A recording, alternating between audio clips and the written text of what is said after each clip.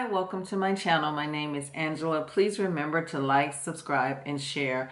Before I get started, I want to go over my disclaimers. If you are in immediate danger, please call 911 or reach out to the domestic hotline at 800-799-SAFE, 800-799-7233. And for mental health resources, reach out to NAMI at 800-950-NAMI.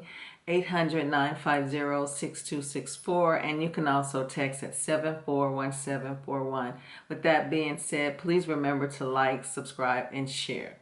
So today I want to talk to you about what other people think and how we allow that to control us. So I know that most of us that's been in an abusive relationship, you've heard people say they don't understand why you stayed so long, and what were you thinking, and they tried to tell you, but you wanted to do it your way. So that stays in your self-conscious. You know, now that you're out of the relationship and you're trying to do the healing, and you keep going, you keep revisiting what you've heard. Maybe a friend or a relative, an aunt or a sister or a mother said, I told you that this person wasn't no good, and I don't understand why you got into this relationship. So a lot of us don't understand why we find ourselves in relationships that are no good, or why we do what we do. But what I can tell you is, now that you're out of it, don't sit in it. Don't allow that to control you. Don't allow it to make you feel that you're worthless and that you're going to make the same mistake. If you have done the work, if you are doing the work, you will be able to see the type of person that's coming around you. You'll be able to see it, and you won't sit back and overlook it. See, here's the problem. Even though we see something that's not good for us, it may come wrapped up in a real pretty packaging, and we may just think it's the best thing since sliced bread. But underneath, spending time with this gift that you think that may be a gift, you see that it's not the best thing. And what we normally do in the past, we try to make it work no matter what. We gave up everything we were taught as children. We lowered our standards. We let people walk over us just to have a relationship, you know. And we, especially as women of color, we strayed away from being the stigma of an angry black woman. You know, you hear people say, oh, she's always hostile, or she's angry, or she's so easily upset. So all those things that every other woman had, you know, that's opposite of the melanated women, we let it go because it was told that it was bad. But that's part of your defense mechanism. You know, I'm not saying that you have to walk around being angry, but what I am saying is that you have to stand up for yourself. If you see something that's not joshing well with your spirit, or you feel something that's not working well with your spirit, speak up. Don't sit back because all the negative stereotypes that has been put on us, you know. And then as women in general, we've been taught that we need to sit back and look pretty, you know. Don't make too many waves because you'll never get a man if you do this or if you do that.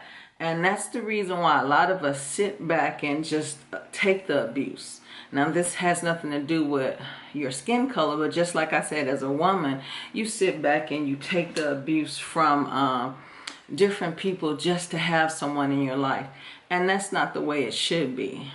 God didn't make you a woman just so you could be sitting on a shelf, sitting back in the background, not having a voice. He gave you a voice just as so the same way he gave men a voice. So even though your voice may come out differently and may reflect differently to others, that doesn't mean you don't sit back and speak out. You know, speak up when things are not right. There's a way to do it. You don't have to be over the top to get your point across, or above and beyond, or crazy acting to make someone hear you. just stand your grounds. You know, you don't have to be moved so easily because you want a relationship, you know. And like I said, you may have just gotten out of this bad relationship and everybody was pointing fingers, and you had a few people who walked away because they couldn't stand to see what was going on. And then you had people who walked away because you just wasn't listening to them and they just knew what was best. So whichever reason they walked away from, so be it. And then you had a person that just stayed by your side and tried to help you get, and you finally made the right decision to move on and to leave this person and to do better for yourself. But you still can't get rid of those voices. Well, I told you that person wasn't right for you, and why did you stay? What's wrong with you? You know, so all those little voices are now starting to build up, and it's destroying your self-confidence. You made a mistake. No one's perfect, so own that. But here's the best thing about this. You made a mistake. You stayed in it maybe a year or 10 years, but you're out of it now, and you have a story to tell, you know, and now you know exactly what to look for. It's never too late to see that you still are here and you can do better. See, a lot of us who made the same mistakes you made didn't make it out, you know, and some of us got out and then went back to this, and some of us got out and tried to move on, and the person came and ended their lives. So be thankful that you're out of it. Things are looking up for you, and all this negative garbage that you have, take it out. Don't allow all the controlling thoughts or people pointing fingers or people making you feel a certain way to stay and to resonate with your soul, because if you do, then it's only delaying the healing process. And I know we all want to heal.